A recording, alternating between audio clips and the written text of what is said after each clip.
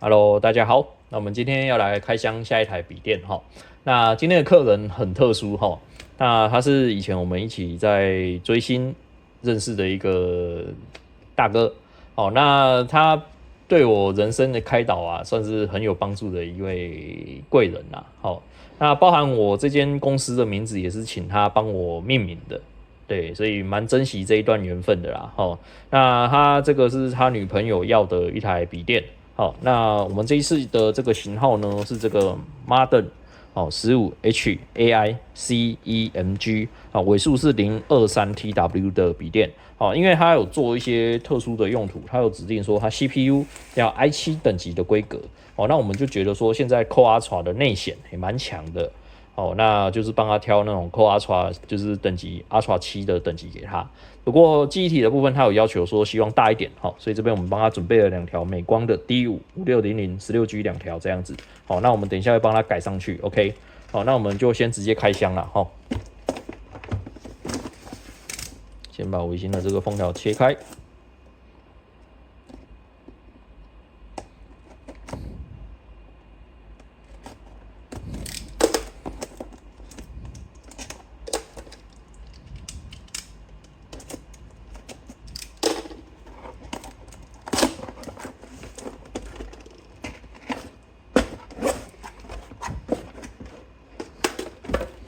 好，那我们先把笔电本体拿出来放旁边哈。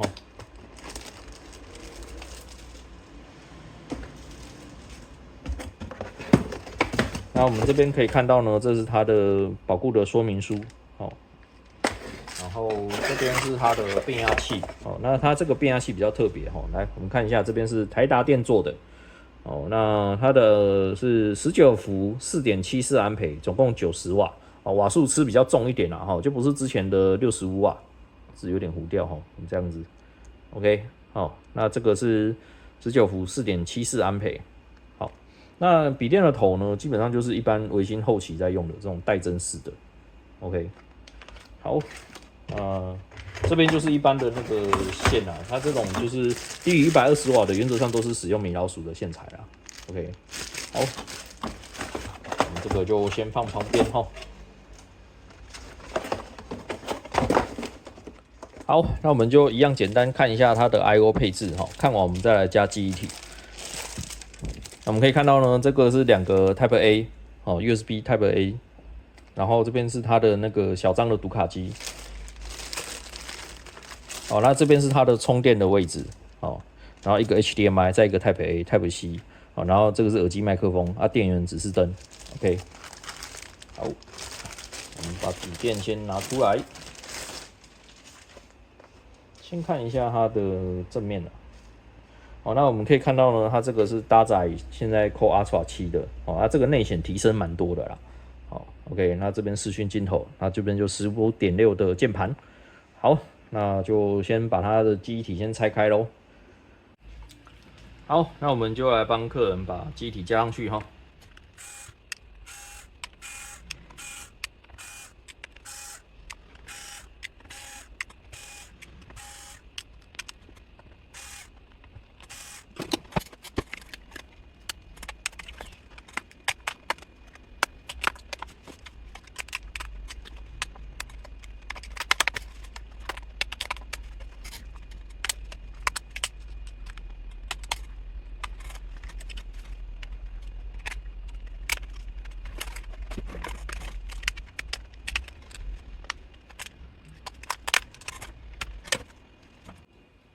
好，那我们可以看到呢，这个拆开来大概就长这个样子哈。那它的 CPU 北桥、南桥基本上都是做在这一颗里面的啦。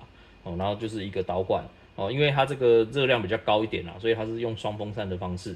那这边就是原厂的电池然后这个是它的固态硬碟，然后这是它的 WiFi 网卡 ，OK， 然后这是它的那个电池，另外一种电池，主板用的电池那记忆体的部分，原厂是帮它搭载2条8G 啦，然后凑起来是16G。不过以8G 来讲，真的是太小啦，所以以他自己在讲，他就说根本就不够用。那我们这边就帮他准备了这个美光的 D5 5600 16G 2条 ，OK。那给我点时间把它装起来哈。那只要你现在系统还没有上电，才可以去把记忆体直接做换。好，如果说你已经上过电了，那你千万绝对不可以去直接上，你一定要把电池拔掉，你才可以去做后续的动作。好，那我们这一台都还没上过电，所以可以这样子。好，我们现在把这一条拔掉。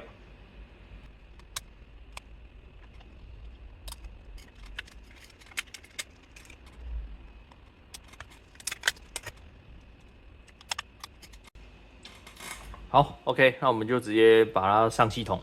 好，我们已经把客人的这个笔电已经把它的系统跟软体全部都更新到最新了。那常用的程式也都帮它上好了。好，那我们这一次使用的呢是微星的这个 AI 笔电。那我们算是比较少出 AI PC 啊。那 AI 的笔电呢，它跟一般的笔电的最大的差异是，它有这一颗 NPU 的这个 AI 核心。但是这个现在有支援的软体很少。你要有资源，它这一颗核心才会开始工作。如果你今天用的软体它是不支援的话，那你这一颗它永远的使用率都在0%。好，所以就有很多人跟你讲说，现在是可以去买旧笔电、旧规格笔电的一个好时机啦。因为当然要出清，价格就会比较降一点。那这种 AI 笔电的话，因为刚上市，所以它的价格也是会稍微高一些这样子。所以其实最后都还是要看你自己的使用的软体、使用的场景。来决定说哪一台笔电是适合你的。那我们这一个它就是要跑一些图片之类的修图啦。那所以它有在用，它就有可能会用得到。那再来就是说，它的原厂的记忆体是2条8G， 对它而言就是太小，所以它这边最后决定就是直接改2条16G 上去，补满到32G 这样子。那我们的西草它是直接给你用1TB 的，就是 NVMe， 然后它是搭载那个 WD 的 SN560的这一个固态硬碟。